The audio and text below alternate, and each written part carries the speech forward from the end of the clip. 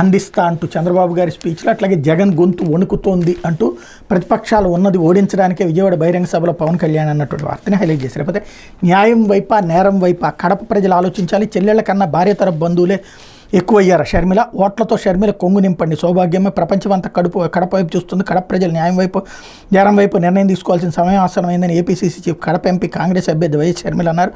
పులివెందుల నియోజకవర్గంలో గురువారం బస్సు యాత్ర నిర్వహించారు. వేంపల్లె, వేముల, లింగాల, పులివెందుల మండలాల్లో యాత్ర సాగింది. షర్మిల మాట్లాడుతూ ఓటర్లు న్యాయం వైపు నిలబడాలని, హంతకులకు శిక్ష పడేలా చూడాలని పిలుపునిచ్చారు. వివేకానంద రెడ్డి అంత క్రూరంగా 7 సార్లు గొడ్డలతో నరికి చెప్తే సాక్షి ఛానల్ మాత్రం హార్ట్ అటాక్ అని చెప్పారు. సాక్షి ఛానల్ నడుపుతున్నది వైఎస్ భారతి, అలా ఎందుకు చెప్పారో ఈ రోజు వరకు సమాధానం చెప్పలేదు. అవినాష్ రెడ్డిని కాపాడాల్సిన అవసరమే ఉంది.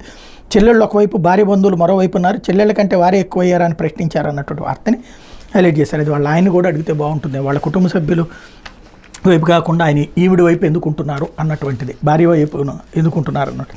అయితే సజ్జల భార్గవ